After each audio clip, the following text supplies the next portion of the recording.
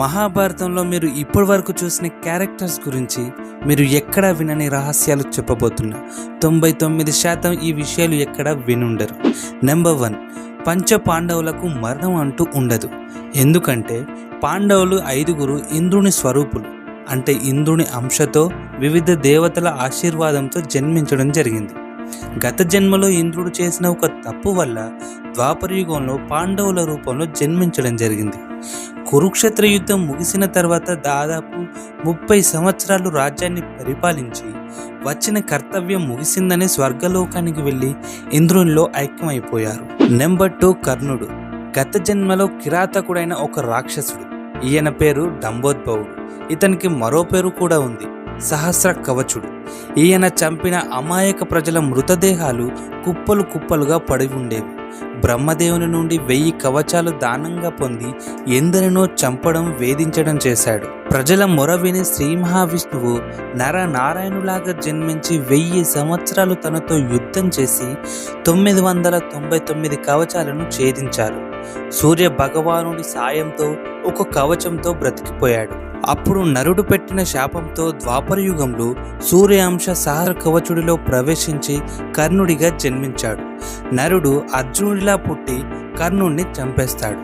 దీని గురించి full video మన ఛానల్లో ఉంది, డిస్క్రిప్షన్లో లింక్ ఇస్తా, వెళ్ళి చూడండి. నెంబర్ 3, పాండవులు అరణ్యవాసం చేసే రోజుల్లో కామ్యకవనంలో ఉన్నప్పుడు మార్కండేయ మహర్షి పాండవులను కలిసి ధర్మాలకు ఉన్న సూక్ష్మమైన వ్యత్యాసాన్ని బోధిస్తాడు. దీంతో పాటు పాండవులకు మొట్టమొదటిసారిగా విష్ణువు యొక్క చివరి అవతారమైన కలికి అవతారం గురించి చెప్పింది మార్కండేయ మహర్షి. నెంబర్ 4, భీముడికి 1000 ఏనుగుల బలాన్ని పొందే అమృతాన్ని వాసుకి ఇస్తాడు. కానీ భీముడు అంతటి 1000 ఏనుగుల బలాన్ని తన జీవితం మొత్తంలో ఒక్కసారి ఉపయోగిస్తాడు. అదే కురుక్షేత్ర సమయంలో దుర్యోధనుని వధించే చివరి రోజు. గాంధారి తన జీవితం మొత్తం కండ్లకు గంతలు కట్టుకొని చేసిన తపస్సు యొక్క శక్తి దుర్యోధని దేహాన్ని వజ్రంగా మారుస్తుంది.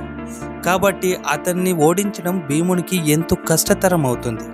ఆ సమయంలోనే 1000 ఏనుగుల బలాన్ని ఉపయోగించి చివరిదాకా నిలబడి చివరకు దుర్యోధుని తొడలపై పిడుగుద్దులు గుద్ది చంపేస్తాడు. నెంబర్ 5, వేదవ్యాసుడు చెబుతుండగా గణేశుడు పంచమ వేదాన్ని రాయడం జరిగింది. ఇది అందరికీ తెలుసు. కానీ పంచమ వేదం మినహా వేదవ్యాసుడు ఎంత పెద్ద గ్రంథాన్ని రాశాడో తెలుసా? దాదాపు 60 లక్షల ప్రమాణాలు ఉన్న అతిపెద్ద గ్రంథాన్ని రాశాడు. అందులో 30 లక్షల ప్రమాణాలు ఉన్న గ్రంథాన్ని దేవలోకానికి, 15 లక్షల ప్రమాణాలు ఉన్న గ్రంథాన్ని పితృలోకానికి, 14 లక్షల ప్రమాణాలు ఉన్న గ్రంథాన్ని గాంధర్వలోకానికి, 1 లక్ష ప్రమాణాలు ఉన్న గ్రంథాన్ని మానవలోకాన్ని ఇవ్వడం జరిగింది.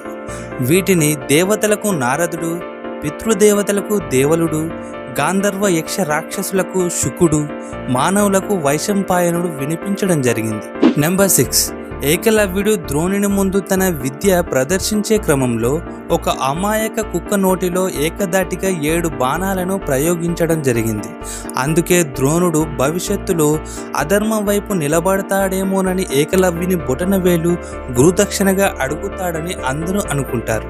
కానీ ఏకలవ్యుడి కోణంలో మరో విధంగా ఉంటుంది. చాటుగా అడవిలో విలువిద్య నేర్చుకుంటున్న ఏకలవ్యుని కుక్క చూసి అరవడం మొదలు పెడుతుంది. అప్పుడే వేటకు బయలుదేరిన కురు పాండవులు కుక్క అరుస్తున్న దిక్కుకు వెళ్ళి చూడగా అక్కడ ఏకలవ్యుడు కనిపిస్తాడు. అయితే చాటుగా విలువిద్య నేర్చుకుంటున్న నన్ను అరచి కురు పాండవులు చూసేలా చేస్తావా అని కోపంతో ఏకధాటిగా కుక్క నోటిలో 7 బాణాలను ప్రయోగిస్తాడు. నెంబర్ 7, కురుక్షేత్ర చివరి రోజున పాండవులు నిద్రించాక వారిని చంపాలని అశ్వత్థామ ఒక్కడే పన్నాగం పన్నలేదు. అశ్వత్థామతో పాటు కృతవర్మ, కృపాచార్యులు కూడా ఆ పన్నాగంలో పాలు పంచుకున్నారు. కానీ అప్పటికే సాత్యకితో పాటు పాండవులు అందరినీ గంగానది తీరానికి కృష్ణుడు తరలించాడు. అశ్వత్థామ తన శరీరాన్ని సమర్పించడం ద్వారా శివుణ్ణి మెప్పించి ఆ రాత్రి అతన్ని ఎవరు చూసిన వారు చనిపోయేలా వరం పొందుతాడు. పాండవులను చంపడానికి శిబిరానికి వెళ్ళిన అశ్వత్థామ అక్కడున్న ఉప పాండవులను సంహరిస్తాడు. ఈ విషయం తెలుసుకున్న కృష్ణార్జునులు వెళ్ళి అర్జునుడు పాశుపతి అస్త్రాన్ని ప్రయోగిస్తాడు. అశ్వత్థామ బ్రహ్మాస్త్రాన్ని ప్రయోగిస్తాడు. లోక క్షేమం కోసం అర్జునుడు ప్రయోగించిన అస్త్రాన్ని ఉపసంహరించుకుంటాడు. కానీ అశ్వత్థామ బ్రహ్మాస్త్రాన్ని నేరుగా ఉత్తర గర్భానికి పంపిస్తాడు. ఇంత పని చేస్తావా అని కృష్ణుడు యుగాంతం వరకు కుష్ఠరోగ పీడితులవై ఉండవని శపిస్తాడు. ఈ సమాచారం మీకు నచ్చినట్టయితే మన ఛానల్ని లైక్ అండ్ సబ్స్క్రైబ్ చేసి మీ అభిప్రాయం ఏంటో కామెంట్ చేయండి ఫ్రెండ్స్.